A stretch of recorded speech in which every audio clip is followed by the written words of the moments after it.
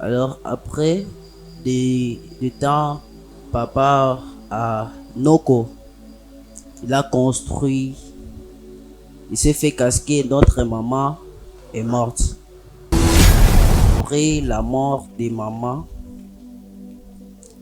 on s'est retrouvé les biens qu'on avait, la famille et autres. Vu que j'étais encore enfant, ça n'a pas suffi jusqu'à ce qu'elle est morte aussi. Je suis resté seul. Déjà de l'intérieur, j'ai pris les habits jusqu'à ce que j'ai eu un ami qui m'a conseillé non. Jusqu'à ce que nakota qui ndakwanganga. Qui c'est Zalaki? Pona ye ya junior wana. Mutuna e sala lisusu bien te.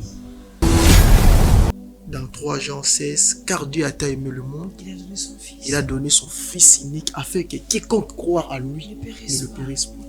Soki maman la kisaki bango nzela nzambi. Balinge bakoma na place où bakomi. Otale ne longi. Tu vois que ce monsieur il est innocent. Mambo ndeko grâce à olinga yebisa yo. Na mato ino yo kango lokola kaki. Mais soki esprit à Christ et Simbio et à la délivrance pour na yo ainsi que na famille de bino mobiba. Donc faillite nous de quoi ils ont de grâce. Désolé. Ah grâce. Je suis désolé. S'il te plaît. C'est là. Allez. Lorsque vous avez des saignements en dehors des règles très abondantes ou au contraire devinales anormales, ce ne sont pas des choses à négliger. Parfois, ces symptômes peuvent être liés à des problèmes à l'intérieur de l'utérus comme des polypes, des fibromes, des infections, des adhérences, ou d'autres anomalies qui peuvent même être responsables de difficultés à tomber enceinte ou d'avortements à répétition. Lorsqu'ils ne sont pas diagnostiqués à temps, ces problèmes peuvent entraîner des douleurs chroniques et affecter profondément la qualité de vie de la femme. La bonne nouvelle, c'est qu'il existe un examen simple et précis appelé hystéroscopie diagnostique. À l'occasion des festivités du mois de la femme, le centre hospitalier Monsonneau lance une campagne spéciale de diagnostic par hystéroscopie. Du 1er mars au 30 mars 2026. 24 heures sur 24. Jeune fille Elenge Mokolo Mobange Bobengami na centre hospitalier Monsonneau pour la examen à hystéroscopie. Donc campagne est pour la maman, pour la bilenge basi, ou bazali na problème to bokono o natangi.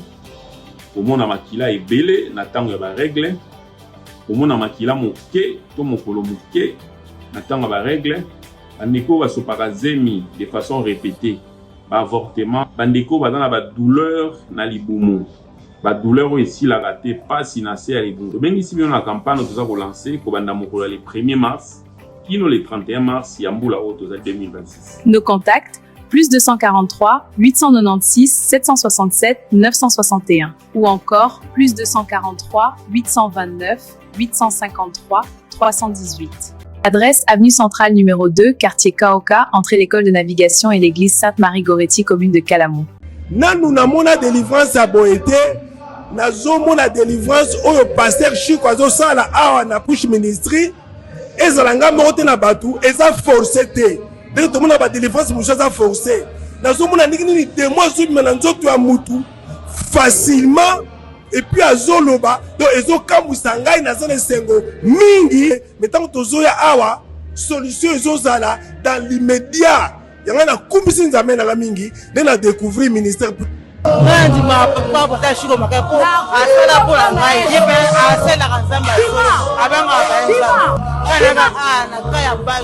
Ana pota munele ba image ezali ana pota kasa kuja aka pota shiko pota na mwezi ya mbafu ekauka benze masala pe ngato na ana ba na pas na pota pe pota zo ba tembele sila rate et cela ta ba dessin ekauka rate donc ton na ton pasteur asima ezaka ba service ni yo ya lavage de pieds donc na pota na bassin wana bassin panzana to bassin panzana to la assemblée la pour langa sur la minute dans le pote sile kauka. Tu verras la main de Dieu. Si l'hôpital bata bo koko ba pasteur ndeka ndenge mais atro bo kokaité donc ndika na push ndepina donc esimbaki ndaka na TV ndaka na TV apporter free ici natali kamo abonda 5 mois aya ko sel ko za revu maintenant abonda ngabe kana ngabe. Pour votre conseil spirituel, consultation prophétique, délivrance, prière. Appelez apôtre Chico à Poam sur +1 678 206 65 35. Ngabe zana na foi ke pasteur ko sala simingai na obika. Donc pena yaka pe awa, donc pena pe awa pe donc abondela pona ngai siko na kuma bien siko ça va. Ministère Push Bengan à +1 678 206 65 35.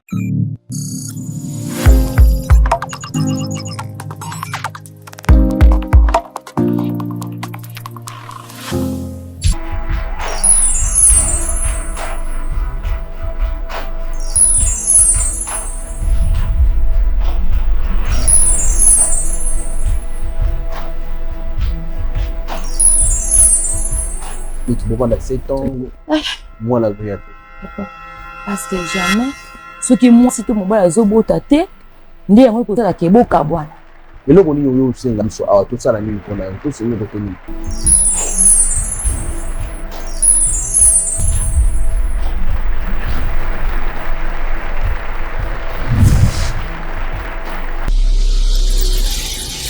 Chaîne chez Bisso Télévision, Facebook chez Bisso TV, YouTube chez Bisso TV, WhatsApp +243 97 35 88 380. Notre adresse, première porte Fikine, village Bracongo, dans la commune de Limete.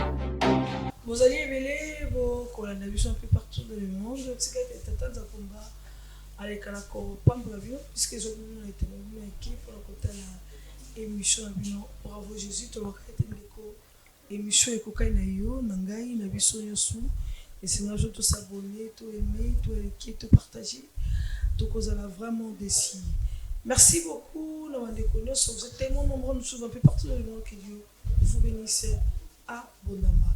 Bon, autant la masolo et qu'on laisse comme ça la passe et qu'on tourne ça. Des fois, on va à maman où il cambo comme un qui ne comme ça. Les gars, on va nous aider. Bandeko baya abazu courage ya oya. Ngana yo, tozui na makoki ya oya ati. Tozui makambu to koti yango tozui vraiment sanduku ya munene tokangi yango fongola pe tozui kunga ya munene to tie to bien telikambo yo to koloba yango te jusqu'à ce que na limite ezali malamu ezali yete. C'est-à-dire que tant ozui makambo bombi yango lokola sanduku okangi yango pele na kumba ya munene po tie fongola. Venez, je vous invite tous à recevoir qu'est-ce qu'un Seigneur et Sauveur. Parce que la Bible nous dit qu'à Christ, car la Bible dit, si Christ y a franchi, nous sommes devenus totalement libres. Libère-toi de tout ce qui se passe, libère-toi des problèmes, libère-toi de mamno soto zoleka. Nala posa tena tangela oli kambo nino koleka na ngosongolo pakala me yomo na kata motema na oyebi nini oyo sala na kundolupe nini oyo sala ba vini oyo bomba oyo détruit pe batu lelo bana baba wa kotelingana le famille mo ko lela le bande ko moko ba kotia maboko na motopo ba lo ete likambo e comme biso no bengi. Bien-aimé, réponds-toi. C'est le moment il y a confesser, il y a recevoir Christ comme Seigneur Sauveur. O otalanga bisika baso o olanda ngai mamo o mela biso.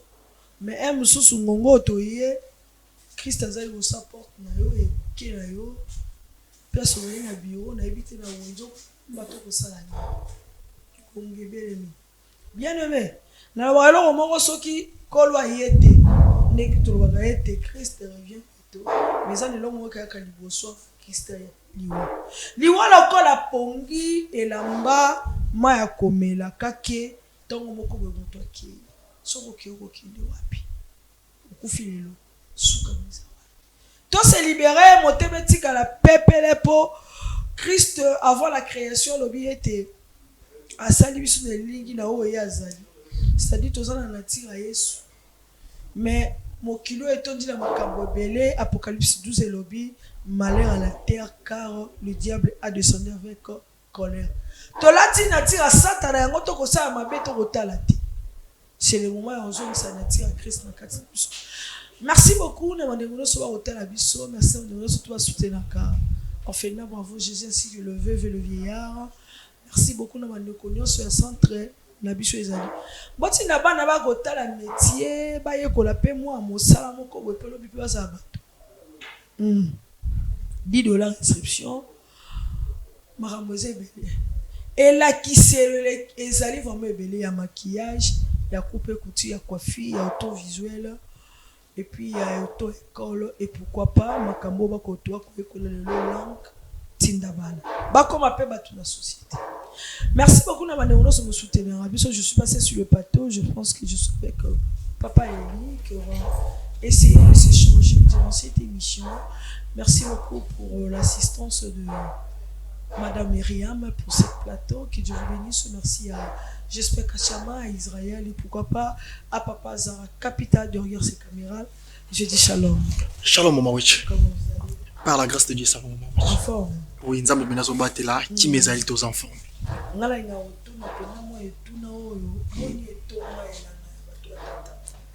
Et ton ensemble se comporte bien et Zamba sera toujours au rendez-vous. Dans le moment où nous sommes tous à la na mabongisa mi pour la présence naie à Yanolaka. Le jeudi, Batu Bazalaki vraiment édifié lorsque le prophète Eric Azalaki wana Nzambe pende à bravo Jésus ministry à Salaki Yakokam. Amen. Pour la vie à Batu. Merci beaucoup. Rendez-vous chaque jeudi de 8h à 12h dans la salle de fête Cristal. Sur côté la première porte, on découvre que le mettez, on t'a dit voilà, on t'a pas ibisson, na côté la bisso ya boye ya Kasavu m'a tombé au kiti na première porte côté la station. Mais bandeko boko uta ngaba, boko uta monga fula, boko uta bipa ibisson, so komi kara na rompre na bisso ko kavola lemba kianza les a deuxième porte. Quand à la 4, tout na salle de fête Cristal, ba relaxayo, pembe ya salle mais jeudi le 25 tous avec ça thé mais ça tous à thé tout ça là yango tout communiquer ya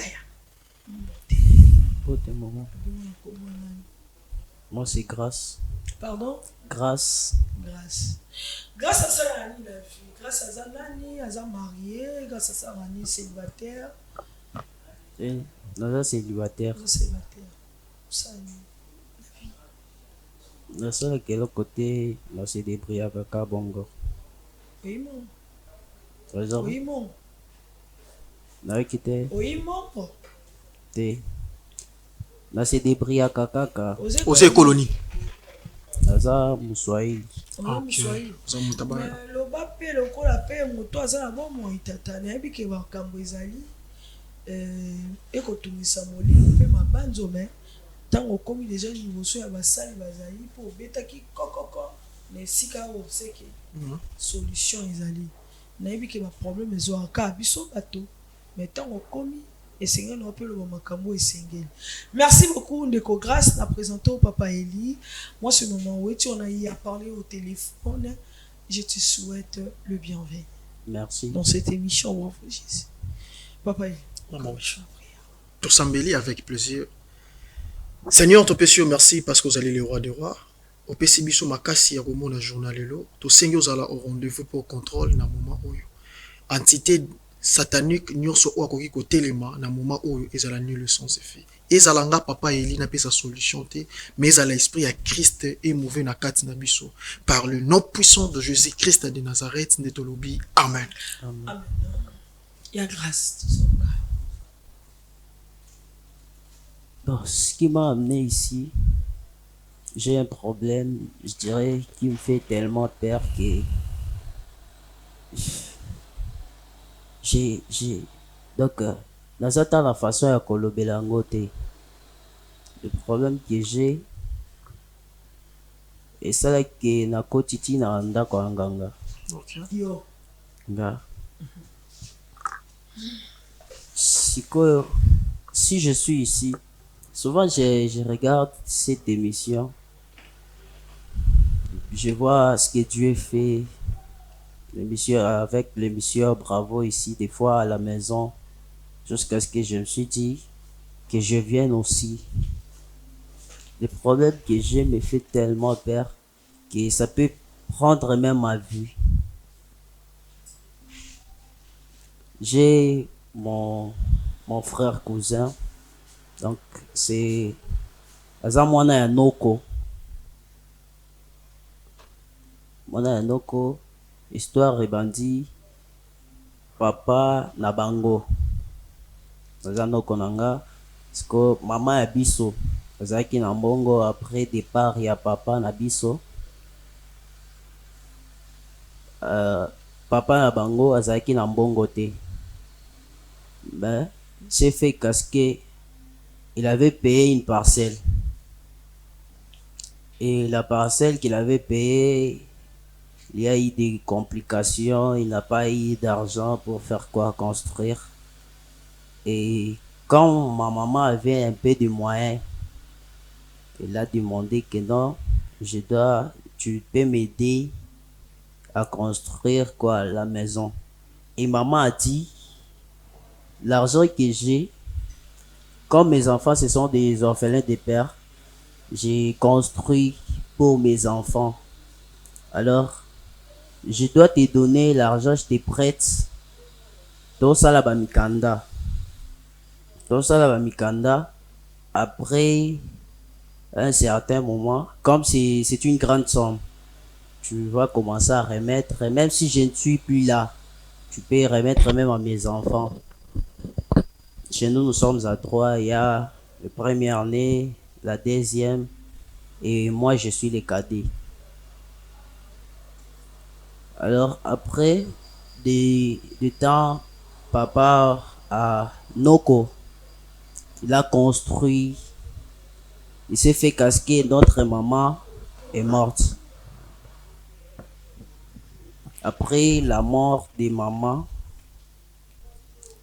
on s'est retrouvé les biens qu'on avait, la famille et autres. Nous sommes restés avec rien.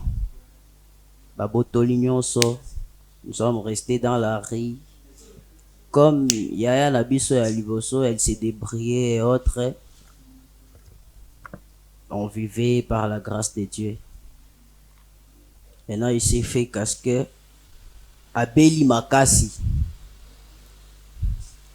Yaya ya mibale wana abandi kolandela ba problème ya mbongo wana, vu que ba mikanda ezalaki abandi kolandela bapesa za cousin ya biso wana baza mibale, moko azalaki na poto et l'autre était ici. Abandi kolandela, il s'est fait qu'ils se sont disputés, il y a eu des injures. L'autre grand frère qui est à l'étranger. Il est à l'étranger, oui. Il y a des insultes, il a bêtisé nos sœurs et autres. Et Yaya Nabiso Elboso à Koufouaki. Vu qu'il n'y avait pas l'argent et autres. Et je suis resté avec l'autre là. Avec le temps, elle s'est débrouillée aussi. Comme j'étais encore tout petit, elle s'est débrouillée. Elle m'a scolarisé jusqu'à ce que je suis arrivé à 3e des humanités. Elle a aussi tellement souffert jusqu'à ce que ça demandait pour partir dans des grands hôpitaux, mais on n'avait pas de moyens. J'ai fait aussi de tout mon mieux, vu que j'étais encore enfant. Ça n'a pas suffi jusqu'à ce qu'elle est morte aussi. Je suis resté seul. Seul. Donc j'avais que mes deux cousins là. Il y a Yaga qui est le cadet de mon oncle là. Et l'autre Ya Junior qui est à l'étranger. J'étais à Lubumbashi, j'ai fait de tout mon mieux. Comme Yaga on l'envoyait de l'argent et autres. J'étais à Lubumbashi, c'est là où nous étions avec ma grande sœur là. Vu que j'étais resté seul, J'ai retrouvé le numéro de Yaga, j'ai parlé avec lui. Comme on l'a envoyé de l'argent par son grand frère, on a cherché par tous les moyens que je vienne à Kinshasa. Mais à Kinshasa, demandait comme ça la tête, lui, il partait à l'école vu que son frère avait de l'argent. Maintenant, moi, je n'avais rien. Maintenant, j'ai parlé, comme il est de ma génération, je lui ai parlé, j'ai dit non. Comme il y a des problèmes de l'argent et que mes grandes sœurs ont essayé de parler, Aya Junior, il n'a pas entendu. S'il y a lieu que tu parles un peu avec lui pour qu'il fasse quoi, il me donne un peu même d'argent que je peux commencer à faire quoi, à me poumonner aussi, comment se retrouver, faire même des commerces et autres. Il m'a dit non, il est un peu arrogant et autres, il n'y a pas moyen et autres. Continuons seulement à vivre comme ça. Comme on vivait avec lui, Ya Junior l'envoyait de l'argent. Quand Ya Junior l'envoyait de l'argent, l'envoyait aussi des vêtements. Des fois, s'il porte là-bas, ça lui convient plus, il l'envoyait. Il me donnait aussi des fois. Maintenant, le problème, ça s'est fait que comme il me donnait les habits, il me disait non, Ya Junior m'a envoyé ça, il a dit c'est ce qu'il portait, mais ça ne lui convient plus. Tu peux aussi commencer à porter. Un jour, il m'a donné l'habit. Comme j'étais un peu rancunier déjà de l'intérieur, j'ai pris les habits jusqu'à ce que j'ai eu un ami qui m'a conseillé non, il faut ça la bango et l'eau comme et autres, jusqu'à ce qu'il n'a kota qui ndakwanganga. Maintenant, le condition était à ce que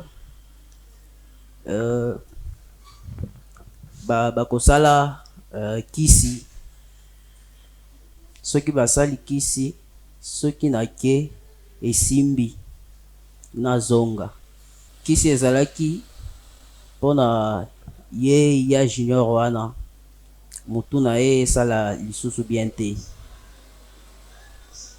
Ça s'est fait que avant basala kisi wana bapesi ye motema ya alongwa na poto ayawa. Effectivement, il est sorti, il est venu. Quand il est venu, on nous a trouvés ensemble, il nous a tellement grondé, il m'a chassé et autres. Et son frère lui a conseillé, Yaga lui a conseillé que non, c'est notre cousin, tu peux le laisser, il est comme moi et autres. Ils se sont disputés jusqu'à ce qu'il m'a laissé, mais il me dit, je t'ai laissé juste par pitié.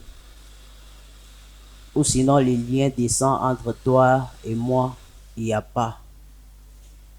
Bon, papa, maman, Nabino, assis à Koufa. Mon papa aussi, il est mort il y a bien longtemps. Nous sommes restés comme ça, Toebanité. Très bien. Quand nous sommes restés comme ça, comme j'étais déjà là-bas, et Basali que Abandiko Komela Masanga, vous allez me permettre, les Lingala, je connais pas trop. Oui, vas-y même en français.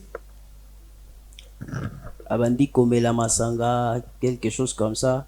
Et Badiamba, maintenant jusqu'à ce que il a vendu tous ses biens qu'il avait à l'étranger, même ses biens qui étaient ici pour commencer à jouer des loteries et autres.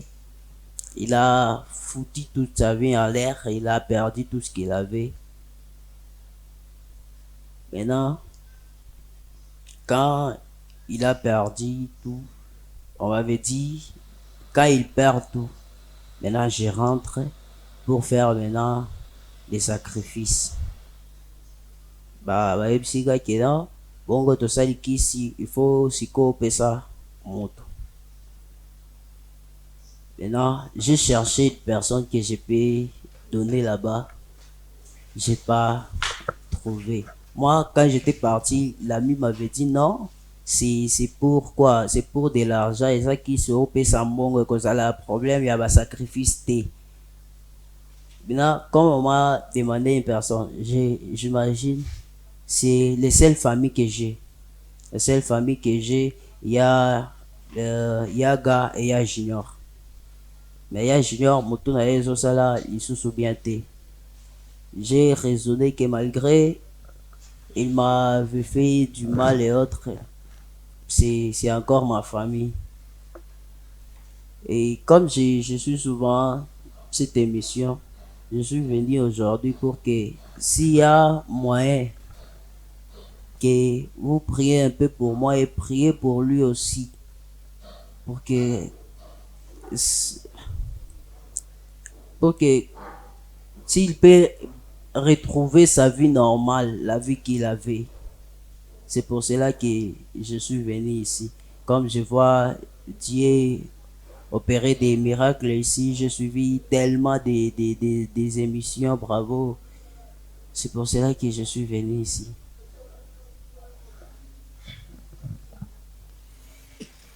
Tu as dit le nom, c'est qui? Le nom, c'est Grâce. Grâce. Vraiment.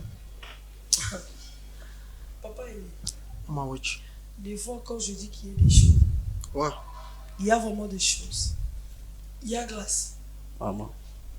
Je voulais un peu comprendre certaines choses. Entre le neveu ou les cousins et vous, qui entre vous payez Banyongo? Bah, c'est là qui devrait payer, ce sont les cousins. Mes cousins là me devaient moi de l'argent. L'argent qui est notre maman. Devez l'argent à votre maman. Oui. C'est-à-dire votre maman a prêté l'argent à leur papa. Ndekonaye, oui. Oui. Pour la construction en fait. Oui. Ce qui fait que le parent ou bien le papa est parti. Oui. Et c'est là que ça a causé des problèmes. Ça a causé des problèmes. Et votre maman aussi est partie. Oui. Notre maman était décédée avant leur papa. Leur papa les avait déjà dit. Mais il s'est fait que les temps où leur papa est mort, ils ont dit Tobosana.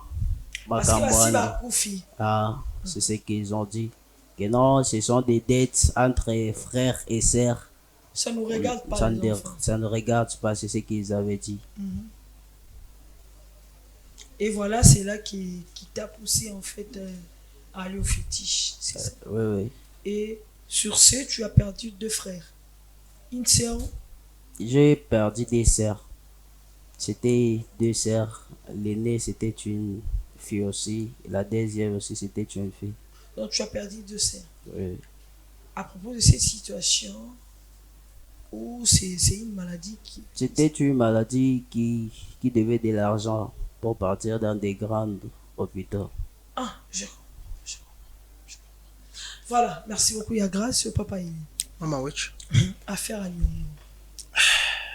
D'abord, moi je rends grâce à Dieu parce que certaines révélations est différent vraiment peuple de Dieu. Très bien. Il y a un langage moi le baga parents bali manga ngai bana ndi bo subir ngai na mino parce que parents bali manga mobesu ndi bana ba mo ka bangai wana mino ko kande ko grâce ça me fait pleurer vraiment mais zamba pesa biso makasi po to ba kosunga ndiko il est innocent de tout son cœur. Ce qu'il a fait c'est juste parce que azangi difficulté. Maman, ouais, tant que ça, maman, dans la vie, la seule chose que tu peux laisser à tes enfants, de connaître Jésus comme Seigneur et Sauveur. Il n'y a pas d'héritage concret ou que tu peux laisser à tes enfants, ça pourtant, au titre la bango Jésus.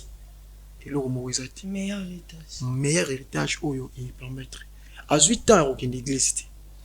Quand vous parlez avec eux, l'esprit de Dieu me parle souvent à propos de lui. Azu pena tenter na katini aucune église parce que maman mimi bango nanda kwa nzambeti.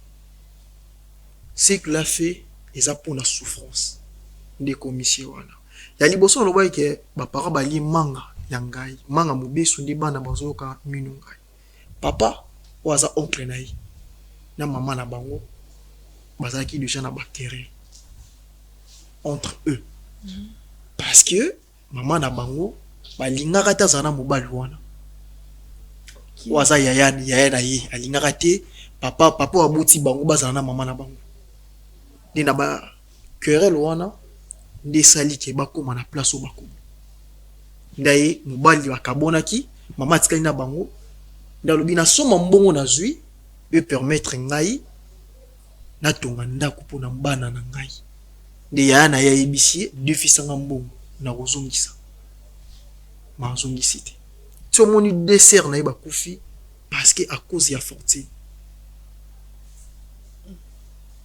yango moni la Bible nous dit dans 3 Jean 16 car Dieu a tant aimé le monde il a donné son fils unique afin que quiconque croire à lui ne périsse point soki mama alakisaki bango nzela nzambe balingi bakóma na place oyo bakomi te mais lokola mama azwaki opportunité wana komi bango na ndako ya nzambe te nde komi bongo nde yosalaki oncle na bango atongi basigné mpe mikanda oyo eza contrat verbal te mais contrat écrit entre yaya na leki soki bana nga bakoli okozongisa mpe mbongo et permettre bango basurvivre mais oncle akangi na ye motema aboyi carrément azalaki catégoriquement non ya kopesa bango nde yango esali abongisa deux sœurs na ye kotala na elongi je vois que ce monsieur il est innocent aza na posa ya pu ya Saint-Esprit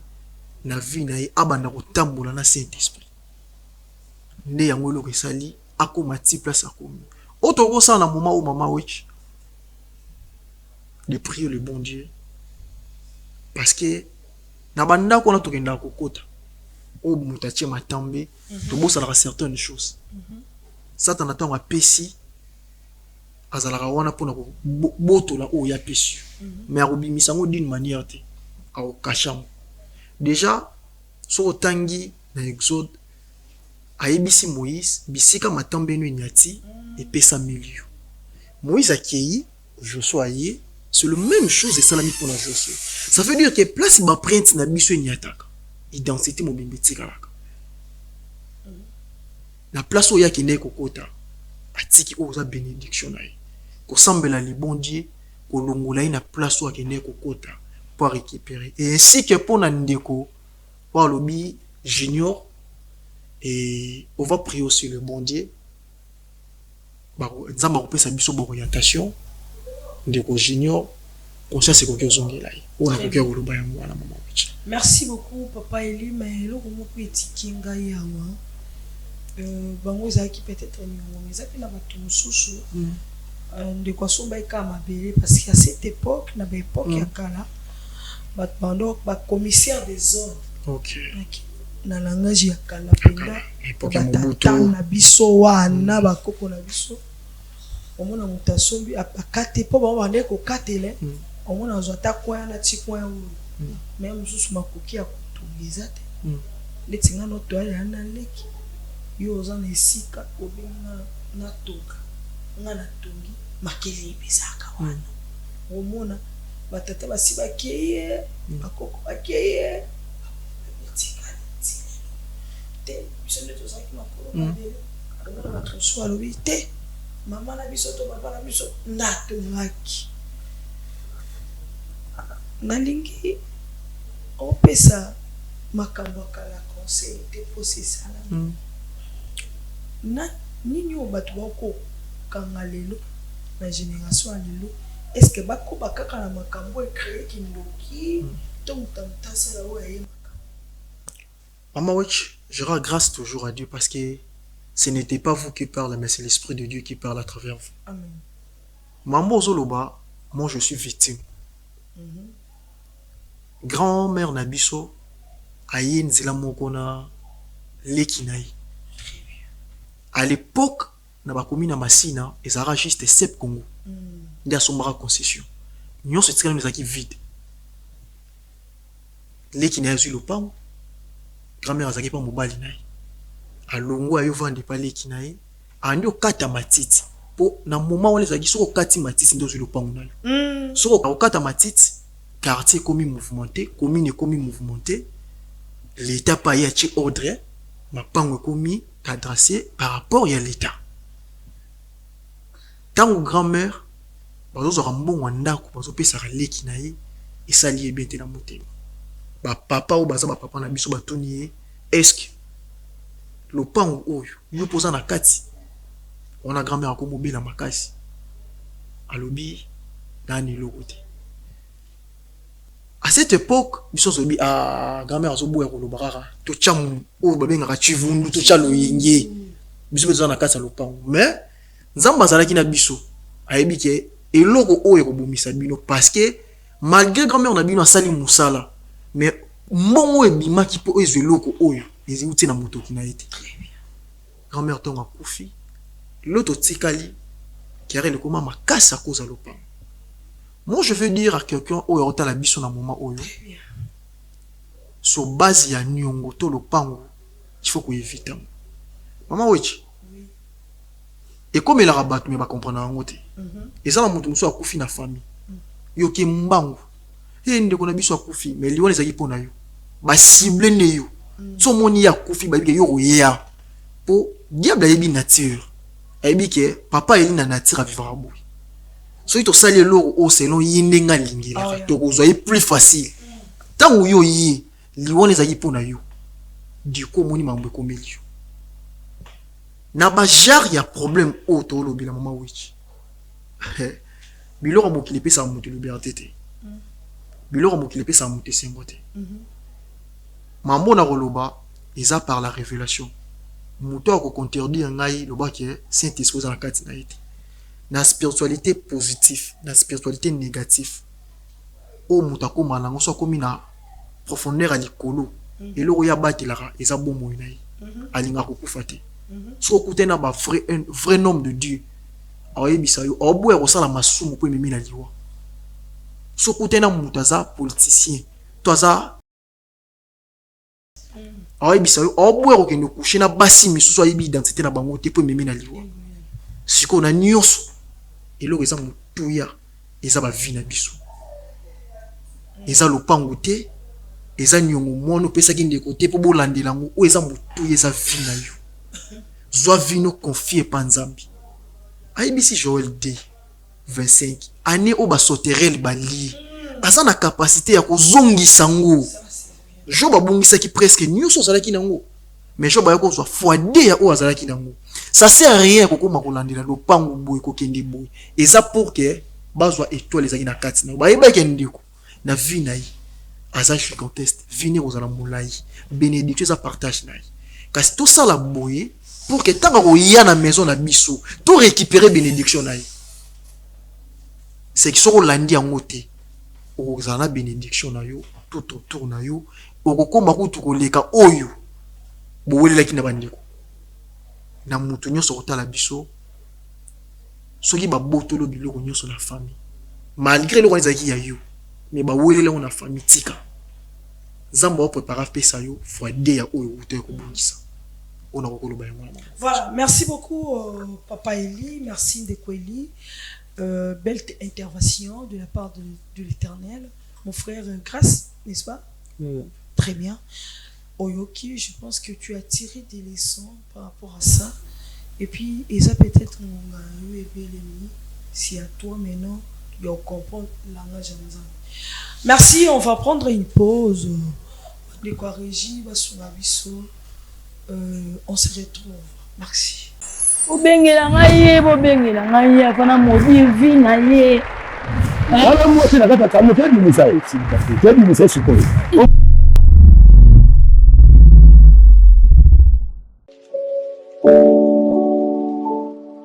Orphelinat Bravo Jésus, chaque enfant a droit de briller. Shalom, shalom, peuple de Dieu. Shalom, shalom, bana nzambe. Eza maman Lydie aye kobe ta porte pour na orphelinat Bravo Jésus. Bien-aimé, naye kotalisa yo secret moko ya kobongisa 4e génération na yo kosala bolamu egangaka, surtout kopense na orphelin, na veuve pe na ba indigent.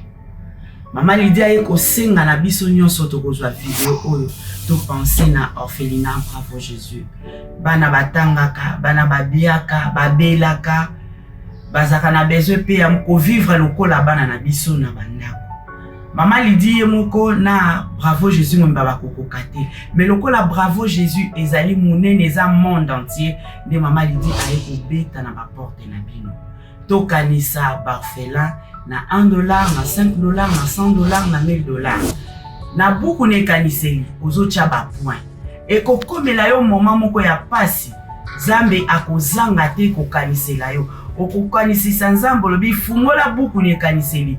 Okomona kombo nanga na kati ya orphelinat Bravo Jésus na futelaki ba orphelin ndako, na tangisaki, na lesaki. Malade elingi kluwenga Yesu kaniselanga et okozanga te kobika loboko na Yahweh na bibele. Que le Seigneur vous bénisse. Faites vos dons via RTL Money, M-Pesa et Orange Money. Pour les enfants sans parents, les orphelines et orphelins ont besoin d'un foyer, d'attention et de protection. C'est SOS leur offre une nouvelle famille attentionnée. Orphelinat Bravo Jésus, chaque enfant a droit de briller.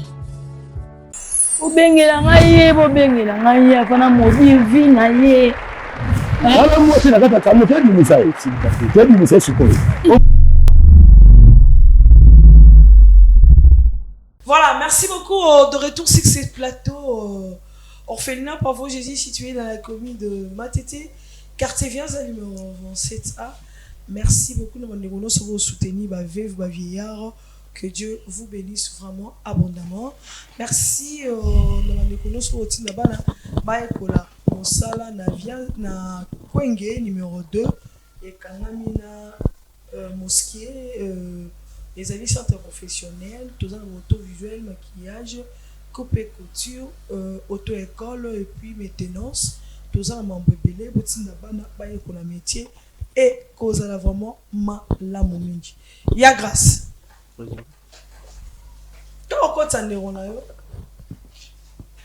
Comment il est? Yaga. Yaga. Yaga. Yaga. Oui. Oh. On a nos propres noms subriqués car à Pessi. C'est un combo na. Combo à Boteli Nanda Yaga. Ok. Les alliés, papa. Yaga. Mon alwa kumba ba Yankee Yaga. So yazali nani? Oya utaki poto to oyo. Oyo nazaki yango. Oh, nazaki na ya. Bo wa poto zapi. Azaka tandako ba staff. Da koma lokola moto elingana. Ah. Voilà, merci beaucoup. Bien aimé dans le Seigneur, je vais essayer de récapituler un petit peu par rapport à Negoma Komisiko. Negoma biso gracia aza mwana botami na famille ba botami ba misato a perdre ba nekune ya basi mibale. Pourquoi? Parce que mon a quitté. Mais problème est qui était tant maman ne aza la bon moi a solo la kana neko na ye oyo grâce à kobenga kaye noko ne ona ngaye ngana déficit mbongo ozala beso sa musala to lopango tonga ndeko na ya mobala zaki na mbongo te misolo to falanga na maboko ya kite nde mama ya grâce à déficit ndeko na ye ata soki na kei kola benginga kadiso anga bana batika ina sima o basa ba makina ngai ofuta nyongo liwe ya rate ndenge na loba lokola pongi eye maloba mowe bana balati na nzoto ekomi noko futa nyongo ya mama ba gracia noko abi na ebi mama na te liwape lokola pongi noko paseni aki ya grâce bandi kolanda bana ya noko bafuta nyongo babi bayi mama na te makambu mama na papa makambu papa na biso na mama na biso basala etali biso bana te yaka sa komona famille kokende kokufa mais noko ya grâce ya badefisaki mbongo ayebaki ke ndeko na ye ya mwasi apesaki mbongo pa tonga po azalaki mpe na bambongo mosusu afuta mpe bana wana ya basi mibale bakufa mais bana mpe bayebi na bango mpe ke niongo ezalaka mais bana balobi baoyi basi bakei makambo wana tokokota te papa ile eza bindondo ya makasi mama wichi bindondo penza baboyi penda kokota likambo oyo bango ni bakoko pesa vérité pour que bana baza na bonne idée mais papa oncle azalaki aboya bitenga na bambo wana te tandis que bango mama na bango atiki ba dossier na ba document ndenge ezolakisa ke mbongo na pesaki ndeko na ngai pas signaki oui mais non ka lobi na yebi mote ndeko akufa lobi noko pa kei bana noko papa déjà il mora yiba ngote bon biso soto ndima ngo ndenge ni eza likambo nene bakotisa biso ndeko bakotisa biso ndeko biso mbote oza bien oh grâce oza boni ndeko na nga oza bien c'est peu mon mariage prenez place ya de côté yende komone yaga comment Yaga, boni. Oui, ça va. Enfant? Oui. Vous retrouvez facilement? Oui, la première bien. Très bien, merci beaucoup. On a présenté au papa Eli. Azali moko ya nakati na ngambe. Wa ko songolo wa musali. Il y a pas problème combien. Ndikono gracia. Ala likamoro lubana yo. Yana sengi na yo. Oza na motema mosipote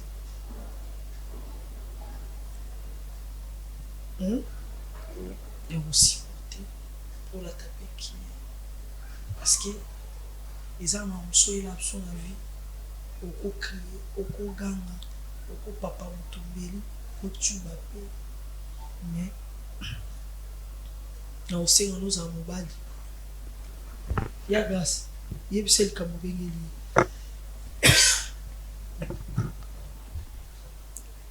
Yaga,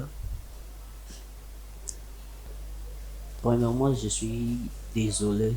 Désolé, nous. Hein? La sécurité, nous, écoute, maman, le ballon, qui est. Maman, comment nous sommes sécurité, nous, nous, c'est ce que je parle, oui. Je dis, je suis désolé. Désolé, nous. Nous. Mais écoute-moi, oui. Écoute-moi.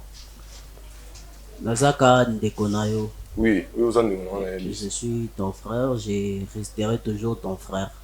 Oui. Tu connais des situations où j'ai passé après la mort de mes deux sœurs. Oui. On a vécu avec toi. L'histoire de Ya Junior, tu connais, oui? Oui.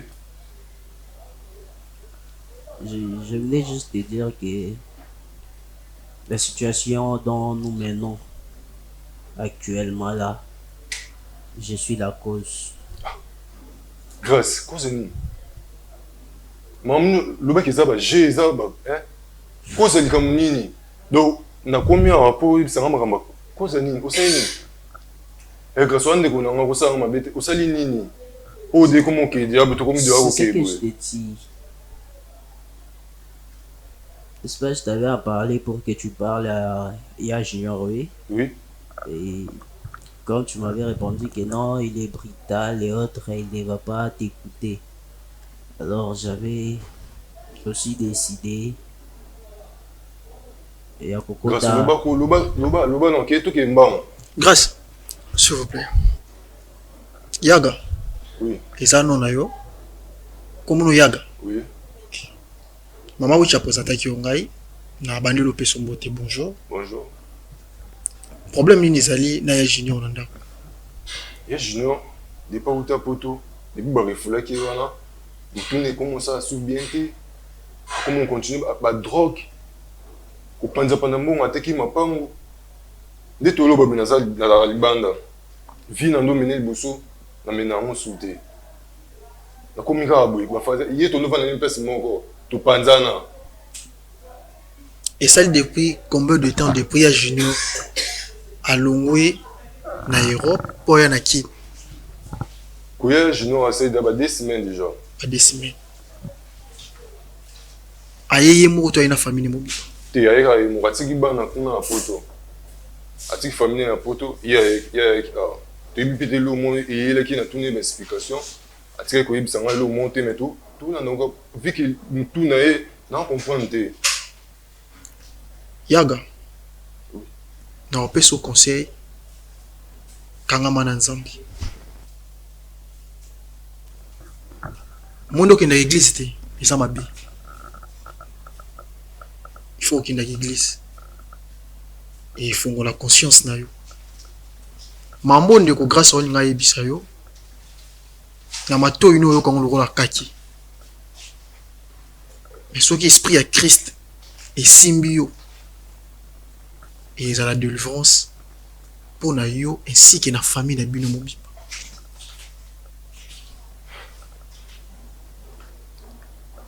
D'accord? D'accord. Qu'on poser trop de questions, t'es lingo yokai. Allô, bah non, ok. Allô, on a ça. Il y a Gracia. Ça bref, hein? Expliquez brièvement.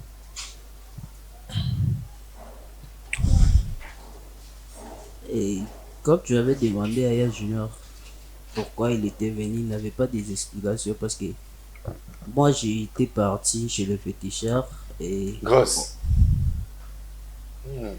Pourquoi je ne suis pas féticheur comment? Yes. J'étais parti chez les féticheurs. On l'a appelé. C'était Bakisiwana de Salake Ayawa. Il n'a rien à faire ici. Et tout ce qui se passe dans sa vie, c'est à cause de ça. Grâce. Grâce nini. Tout ça nini grâce. Nyo sondo senga tondo pesa obilamba kutezo utapoto ezo ya batindela ngai. Na boy kolata na bina pesa ndeko nanga ni o mankarelo te grâce. Hein? Yaga, je voulais t'expliquer clairement parce qu'avec ton foi tu la connais. Par rapport à manipulation ta côté au Katanga, n'a vraiment passé. Le problème c'est quoi? Maman na bino, papa na yo, na maman na bango. Bazala na nyongo nini. Papa a pas fait ça biso ke a defaka mbongo ya pas même banque biso maman wa grâce a defaka mbongo pas pour le pango siko nga biso mon frère liboso nani alobeki ke encore baza ba wei to laisser makambo ni ku ekeka na mai biso tuza bata sikoyo etali biso te. Ok, c'est ça, merci. Alors tant bande quoi grâce à barobela bande ko so bibale ya basi ba kufi tant yana bino na poto tant yo posa ki conscient que tata va kufi a bisa ko ke azwa kamio ya mama ya ba grâce parce que tant bango ba belaki ba ya wana ya grâce bino ko contribuer na ni ton frère d'abord parce que c'est lui le à chaque fois grâce à ndo benga que tout est pour na mbongo. Si on a bien mon frère atinda mbongo, mon frère alingaka te ngape na mbongo pour nga se dépendre na ye. Pour mbongo nyoso yene mtu même mbongo aba lokate nyoso ko ma pa na ye. Ce que toi on singa na kalmi na grâce. Ni tout ça les. C'est-à-dire grand frère na yo atikala ko soutenir ba côté. Oui. Si ba ne wala ba kufi na ba maladi oyo ezaki ya participer. Il y a un son qui est sur la couche. On appelle ça papa et maman. Grâce à l'image sur le coup la tata na yo. Ma défense bon ya maman na yo. Pas ton le pango yo le baya on a poto ko zo mbongo. Oyo ya tongi te na motoki. O tata no atongi te na motoki na ye na motoki ya maman ya ba. Ne grâce pesa e kanda agenenda wanganga. Aime so comprendre. Akenganga yana yo tia zongi poto kolongwa poto kisasa barefoule eza makambo ya kindoki ya kisi Grâce. Donc faillite nyonso tokwei eza nde yo grâce. kayeti Je suis désolé. Ah, grâce. Je suis désolé. Grâce. Nini topesa yo te grâce. bopesa ete boyane bakufa bopesa ye Ntango anovanda pa bilamba nyonso toyebeke ntango akomaki na pasi nga nami nazwaki ye nandolinga te meme mon frère ayebaki atindaka mbongo napesaka mpe topartageaka na ye meme bilamba topartageaka na ye soki onayebi te pourquoi asala biso boto oui yo moko oza conscient ke frère na bando osala mabe oui yo ocouvrir parce que biloko nyonso bando opesi ezalaki insuffisant grâce grâce Yaga. so yana oti mutu ekosesengana Yaga. Mettez-vous s'il vous plaît. akota ndako nganga ti yaya kosesengana barefule kanda ya mbongo wala oyo tata bino azwa Oki passe ya.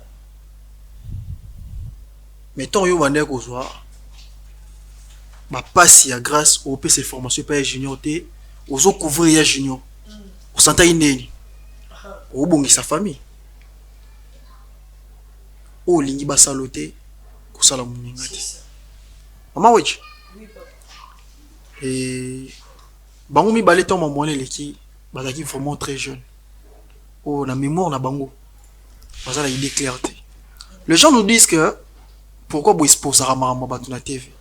Mais les gens oublient que tout côté de combat où il y a un peu de mutu na makona ngote. Mais na grâce à Zambé, tout côté makambouana peut te passer solution. Mais belé sur le toit, ba condamner abiso. Maman wechi aucun jour to mona yo un problème là on a bravo Jésus. Mais ba bosani ke maman wechi andimi ko za mikumba ya bato belé apporter yango pour passer solution. Cible to koko kendi pour te reconstruire famille oyo le rôle habite émission ezali ko acclamer maboko pour na Jésus ya redélivrer ya junior à travers yé a repesa biso ba explication parce que na moment oyo azé conscient tant to ressemble pour na yi na mandat nzamba pesa biso tant conscience e kozonga na kat s'il te plaît c'est la malembe Je suis désolé. S'il vous plaît. Et là, il faut t'abuser à mon foyer, tu nous pour la grâce.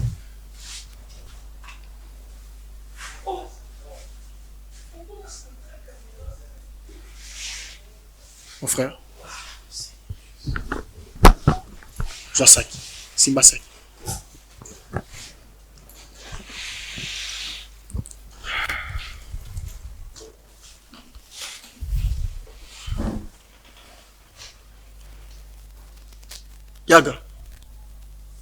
Yaga. Oui. Bazora mokano na kandate. D'accord. So le lot s'appliquer ma BVR de kono grâce. Peut-être ma musu ou el sali pour comprendre le lot moroti. Ya junior zai. Junior zai ndako. Moi écoute ah ouais, ils ont été à comprendre le lot moroti. Tokende na yo libanda opesanga ba adresse complet place ya junior azali pour te ba ko rejoindre kuna anda kuna bino d'accord mama wechi na bimana ndeko gra ndeko yak papa Eli Joasaki kende parce que ça les camo ils ont tellement émotionné Joasaki histoire comme ça kende na pour sur la main papa Eli OK bon. Voilà, merci beaucoup. Merci à Papa Eli pour cette intervention d'aujourd'hui. Et à Gracia, je vais te dire ceci. Bisiko ni atai maku na yo, yeba ke vi no pe tikalaki. Yo kanisa ko ko be sa vie ya junior, to ya yaga, nzoka ne vi na yo pe eseni etikali kuna. Ba mikolo balobaka bazwaka mokano na kanda te. Eza biloko ba parents batikaki c'est vrai que bandeko bakufi parce que muto soutenir bino azalaki te otaki elika na mbongo oyo mama alobaki mpo ozwa mais esengelaki te oagir bongo omema makambo ndako ya nganga. La Bible dit le salaire du péché c'est la mort.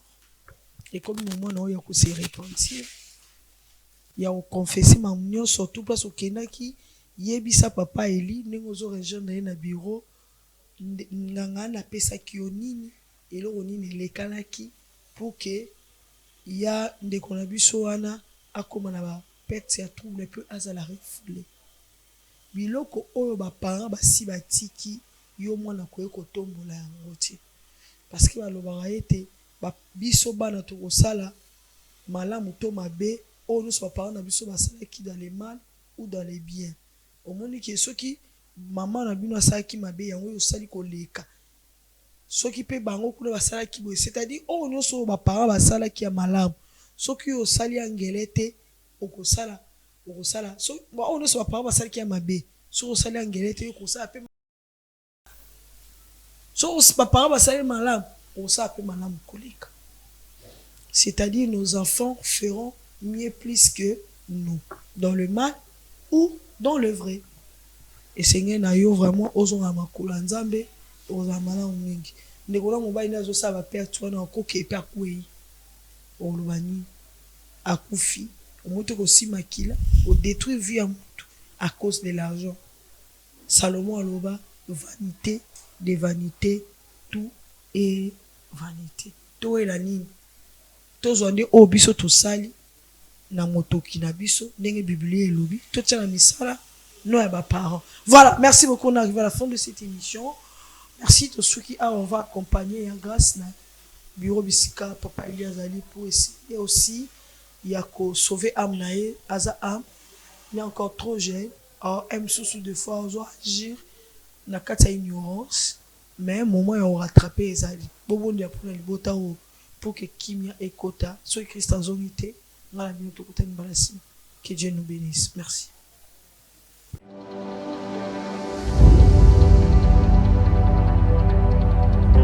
Juduric House, nulle part ailleurs.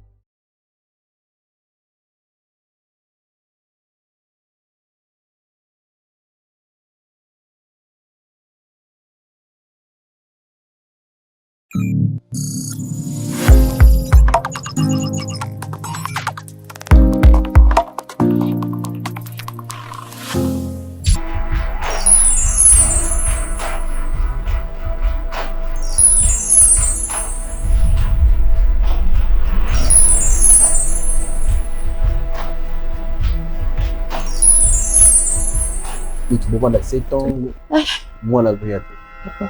Parce que jamais, ce qui moi c'est que mon bas zobo tate, ndi yango ko sala keboka bwana. Eloko ni yo senga biso awa to sala nini kona to senga ko teni.